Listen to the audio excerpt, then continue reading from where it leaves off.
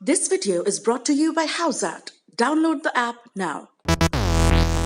एक 10 सेकंड की क्लिप को 6.6 मिलियन डॉलर यानी तकरीबन 48 करोड़ रुपए में खरीदा गया है।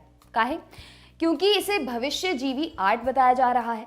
इस आर्ट फॉर्म को नॉन फंजिबल टोकन यानी NFT कहा गया है। इसे बस ऐसा समझिए जैसा डिजिटल आर्ट वर्ल्ड की मोनालिसा हो। क्या है ये खुराफात? मतलब तकनीकी कलाकारी जो इतनी महंगी बिक रही है, इसके पीछे लोग इतने दीवाने क्यों हुए जा रहे हैं? आइए बताते हैं।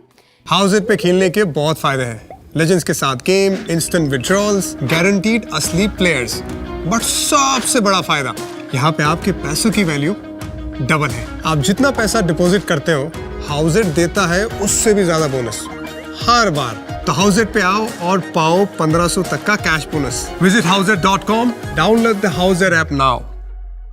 क्या है NFT यानी नॉन फंजिबल टोकन? कोई ऐसी तकनीकी आर्ट जैसे जिफ, ग्राफिक आर्ट जिसके बारे में दावा किया जा सके कि वह यूनिक है और ये स्थापित किया जा सके कि उसकी ओनरशिप किसी खास शख्स के पास है, तो उसे नॉन फंजिबल टोकन कहा जाएगा। अब भी नहीं समझ आया? चलिए दूसरे ढंग से समझाते हैं। मोनालिसा नाम की एक पेंटिंग है, वह पेरिस के एक म्यूजियम में रखी है। लियोनार्डो दा विंची के हाथ का ये आर्ट पीस दुनिया भर में एक ही है। ये बात पूरी तरह से स्थापित है। आर्ट की दुनिया में इस बात की तस्दीक आसानी से की जा सकती है। अब तो पूरी दुनिया इस बात को मानती है। तो जैसे मोनालिसा को आर्ट की दुनिया में स्थापित किया गया है, वैसे ही अगर किसी डिजिटल आर्ट के नमूने को तकनीक की दुनिया में स्थापित किया जा सके तो उसे NFT या नॉन फंजिबल टोकन कहा जाएगा। अब यही वाला नॉन फंजिबल टोकन यानी 10 सेकंड का वीडियो क्लिप कुछ दिन पहले करीब 48 करोड़ रुपए में बिका है।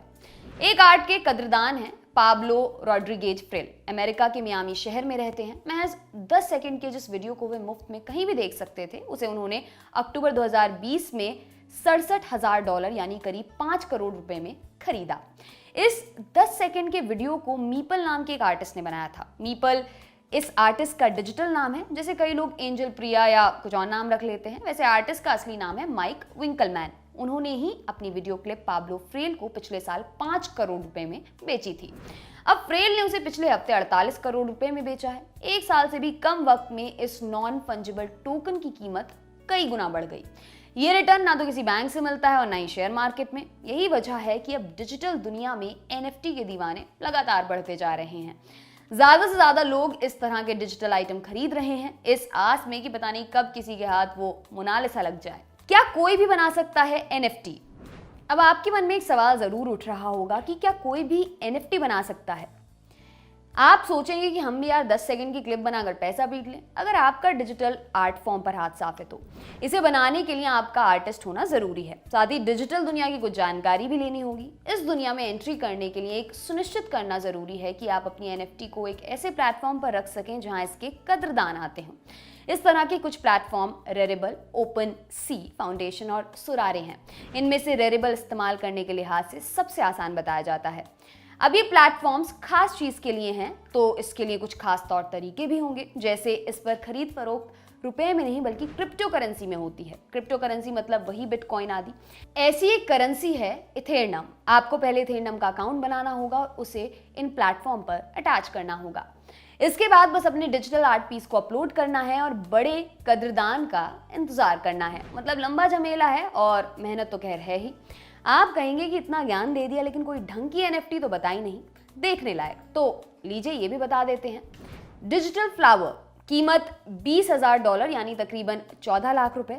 अनाम लूपिंग वीडियो कीमत $26,128 यानी तकरीबन 19 लाख रुपए। एसॉक एक जोड़ी मोजे कीमत $60,000 या तकरीबन 40 करोड़ रुपए। इतना ही नहीं, किसी खिलाड़ी के 10 सेकंड खेलते हुए की क्लिप भी खरीदने के लिए मार्केट में नॉन फंजिबल टोकन के तौर पर उपलब्ध है। बास्केटबॉल वाले NBA ने तो बाकायदा बेचना भी शुरू कर दिया है। मतलब दुनिया कहीं ना कहीं NFT पर चल रही है। आपके लिए खबर लिखी हमारे साथी अमित ने। मेरा नाम है दिव्यांशी। देखते रहिए दी लल्लन टॉप। शुक्रिया। अब रोज दोपहर 12 बजे लल्लन टॉप लाएगा मैटनी शो, सिनेमा का कंप्लीट शो जहां सनसनी नहीं सेंस होगा।